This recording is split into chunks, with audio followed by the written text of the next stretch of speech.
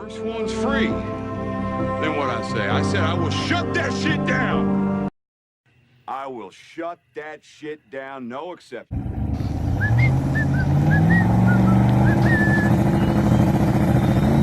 Dun dun dun dun.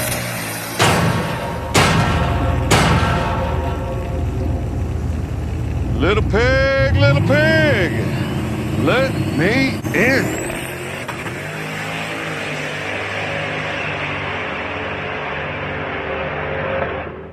Alright, what's going on, guys? I'm Willie Brown, and I figured I'd do a little basic video about Lucille, my 92 Camaro street car. So it's definitely a budget junkyard build. Ain't spent too much money in it, but as time goes on and I spend some more money in it, make it a really nice car. You know, so let's take a look at it, see what we got going on here. So, you got your basic, plain Jane, cast wheel, S475, right? Using the stock exhaust manifolds, right? I probably got more money in the fuel system, if anything. Probably than the whole. Yeah. I instead using the stock truck manifold. Truck brackets up front, as you can see. My eBay blow-off valve. All right, yeah. Upgrade that sooner or later. It says junkyard block when we got it. Had rust on the crank. I just took some rust remover and wiped all that stuff off. Looked at the bearings had some scuffs on them. I just threw them back in there, just re-gapped the rings. Gapped the top one in 25, the bottom one in 27. Threw it back together. That was almost 3 years ago. She been holding up to 22, 23 pounds ever since. And I at least got about maybe 50 passes or more on this thing. She keeps kicking. She's got a white bread tune on her from Garrett 2 of North Carolina. And that guy really knows what he's doing. Shout out to white bread. All right. So it's a turbo 400 car, a manual valve body. My roll cage, chrome moly roll cage. This is a recent upgrade. I gotta finish painting it. I didn't even finish painting it yet. But chrome moly roll cage from Braxton Performance in North Carolina as well. I ain't even finished putting the whole interior back together. I stripped it down to get the roll cage put in it. And never even put it back together yet. Just put the dash in there, ain't even put the pad back on top of it yet. So got my factory seats. I want to upgrade that to Kirky seats eventually. T-top car. My Jag wheels. I actually got wheels on the front. I had wheels on the back, but I hit the wall a few years ago. No, it's one of the wheels that I kept that one. But the other one, I sheared it completely flat, so I hit the wall a few years ago. I think I got to stand, look at it.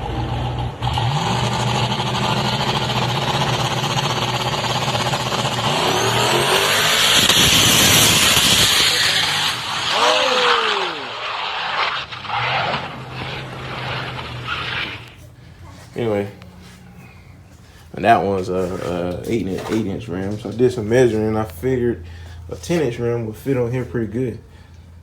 So it did. I would like to lower the back end down those, maybe 2 inches. So the hardest thing about these cars, once you start making power rated, is getting the rear end to take that power. So instead of buying a 9-inch or a 12 bolt, I have an 8.8. back here. Now originally, I had the 8.8.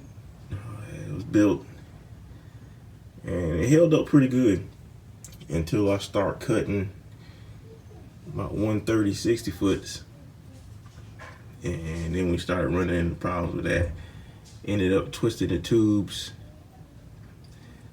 and it started making a lot of noise after that. So Braxton Performance, that did my cage, also beefed it up for me and braced it.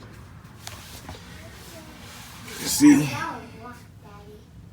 he welded this bar here straight across, and relocated my sway bar. Okay, so it took some work, but he got it in there. I think he did a pretty good job with it. Pretty good job. So it's an E85 car. Also got this drain here, so I want to let it sit and drain all the E85 out of it. This is a plastic gas tank out of a 9802 Camaro. Let's see. I got Viking shocks on it. I said it only been recently when I started to get more funds put in the cars, when I started upgrading stuff. They had some 50/50 shocks on the back of here. Upgraded some Vikings. All right. So what's next for the car?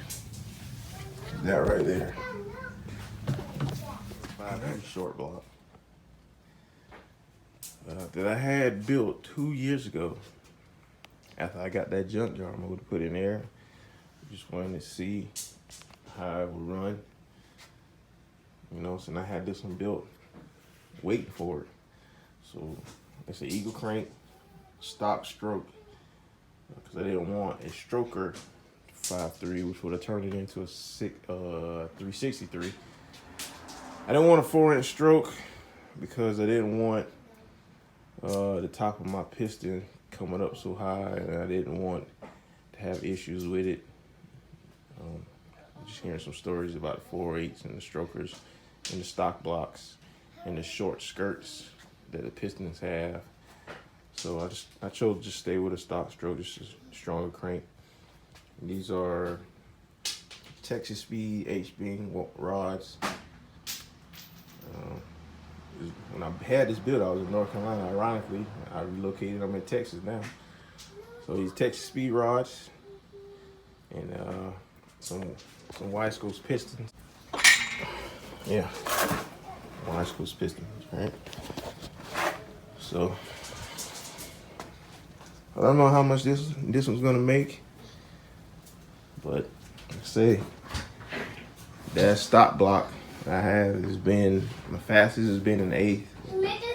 Is 590 at 117.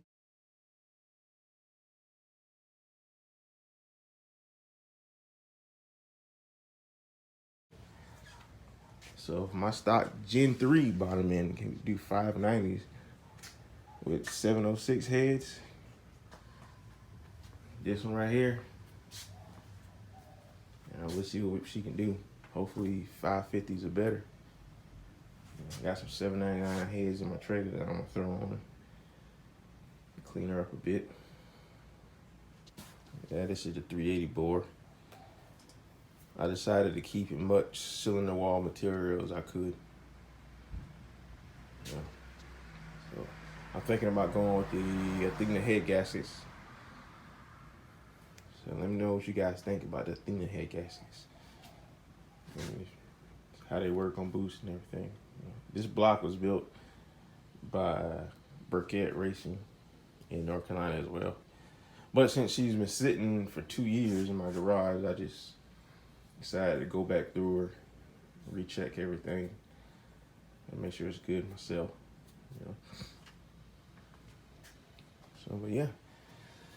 And that's it. That's all I'm planning for now. Maybe later down the road, I actually get some trick flow heads when I actually get big money like some of you guys out there. But my goal here is really I want to start putting the interior back together and actually have her a good street car so I can cruise in and have a nice interior. You know, it's a 10-point cage, so you got to put the interior back around that. One I'm thinking about putting the stock hood back on, just or a flat hood. Just I think it'll clear now, even with the truck intake. I think it'll clear from looking at it. Now that I've relocated the alternator, and I don't know, get her painted. She'd be nice and clean. But yeah, so yeah, that's pretty much it. It's pretty much Lucille. Stock Gen 3 5.3 truck intake, S475 turbo 400, manual valve body, and an 8.8 rear end, 355 gears. I did have 373 gears in it, and that's when it was leaving its best. And I had 373 gears, and that's when I was cutting those 130s, 130 60 foots. I got 355s, and now she cruises on the street a whole lot better with 355s. But that just means that track I gotta turn the boost up a little bit more when I leave. So I'm thinking this time next week we're gonna go to the track. I'm gonna turn the two-step up to 4,500 RPMs. That should give me about 10 pounds of boost. I was leaving on about 6, so she gave me about 10 pounds of boost. You know, she can handle that. See what the 60 foot is on there. So, all right. Well, that's it. So if you guys like this video, please comment, subscribe, so you can see my new videos coming out. I'm gonna be uploading some track footage, you know, some other cars around the area, and we can see if we can still get in more of these street car shootouts around here.